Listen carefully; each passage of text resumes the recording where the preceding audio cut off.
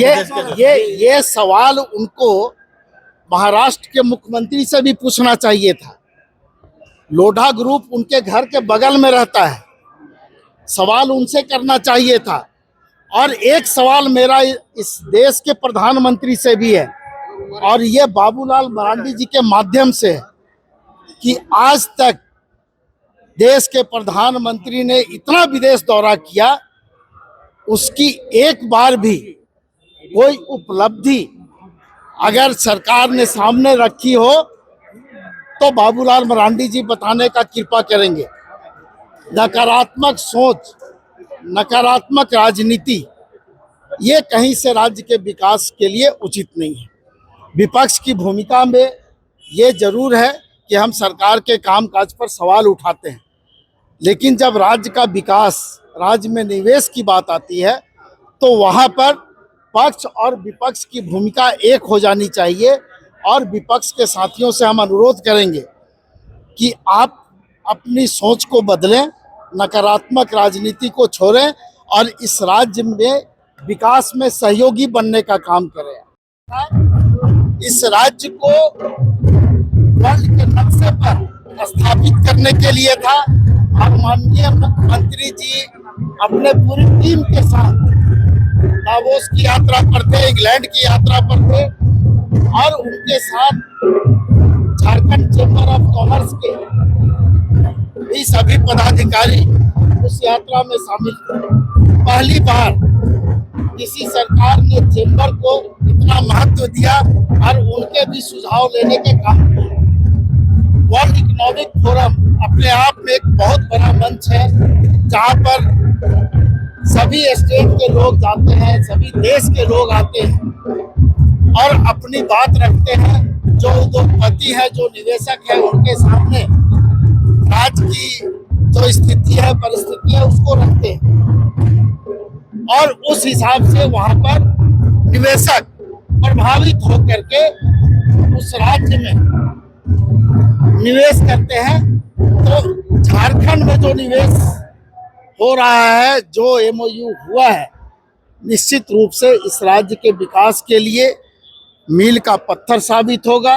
और आने वाले दिनों में जिस तरह का उत्साह आज आप यहाँ पर देख रहे हैं माननीय मुख्यमंत्री के और उनकी टीम के आने के बाद, ये उत्साह आपको लगातार दिखेगा। और सिर्फ पार्टी ही नहीं, राज्य की जनता भी इस दौरे से उत्साहित है और यहाँ निवेश को लेकर के बहुत ही सकारात्मक सोच राज्य की जनता की है। देखिए, एक वैश्विक धरातल पर झारखंड का नाम रोशन करके आए हैं माननीय मुख्यमंत्री हेमंत सोरेन जी। और इतने बड़े आदिवासी लीडर आज ये जितने लोकल है उतना ही ग्लोबल भी हैं। पूरी दुनिया हमारे झारखंड की ओर देख रही है। माननीय मुख्यमंत्री हेमंत सोरेन जी ने एक संकल्प लिया है। पार्टी की मीटिंग्स में अक्सर कहते हैं कि हमें गुरुजी के सपनों को पूरा करना है और झारखंड को देश का नंबर 1 राज्य बनाना है, और उसी दिशा में वो चल पड़े हैं। पिछले दिनों ईडी सीबीआई ने बहुत तंग किया था, इसलिए बहुत सारे काम अधूरे रह गए थे, लेकिन इस टेन्योर में पूरी ताकत के साथ माननीय मुख्यमंत्री जी झारखंड को आगे ले जाना चाहते हैं। आपने देखा कि मरंगोम के स्कॉलरशिप योजना के तहत झारखंड के प्रतिभाशाली बच्चों को चुनकर विश्व के सर्वश्रेष्ठ शिक्षण संस्थानों में पढ़ा रहे हैं। वो वहां से पढ़ के आ रहे हैं। गुरुजी क्रेडिट कार्ड योजना है, हायर एजुकेशन के लिए सरकार मदद कर रही है, महिला सशक्तिकरण, सावित्रीबाई फुले किशोरी समृद्धि योजना, सीएम एक्सीलेंस स्कूल, हर तरह से अभी शहर की तरफ वो आ रहे हैं। आईटी हब बन रहा है झारखंड में, आपको पता होगा। एचईसी में 100 एकड़ जमीन की बात की है। तो एक तरफ वो व्यापार को भी आगे बढ़ाना चाहते हैं, इंडस्ट्री लाना चाहते हैं, मल्टीनेशनल कंपनियां लाना चाहते हैं, फ्लाईओवर का जाल बिछा रहे हैं झारखंड में। और दूसरी तरफ यहाँ शिक्षा के क्षेत्र में और हर क्षेत्र में झारखंड को आगे ले जाने का ये उनका पहला प्रयास जो दिख रहा है लोगों को। इसके पहले जो काम करते रहे हैं उसको लेकर इतना ज्यादा शोरगुल नहीं हुआ था, चुपचाप काम कर रहे थे। अब पहली बार उन्होंने अंतर्राष्ट्रीय स्तर पर एक धूम मचा दी है और आगे आने वाले दिनों में आप देखिए और कितना आगे झारखंड जाता है। Thank you. मैडम, हाँ निकाय चुनाव की घोषणा के साथ ही जी। आप लोग कितने तैयार हैं? देखिए, चूंकि माननीय मुख्यमंत्री जी लगातार काम कर रहे हैं जनता के लिए और हम लोग भी उनका साथ दे रहे हैं, तो जनता का रुझान इस सरकार के प्रति है।